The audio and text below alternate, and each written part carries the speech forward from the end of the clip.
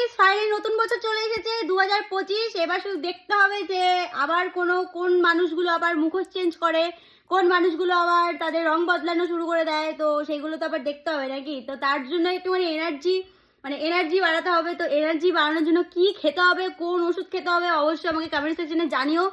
আমি এই জিনিসগুলো একটু কম জানি, কেননা ভুলে গেছি ভাই।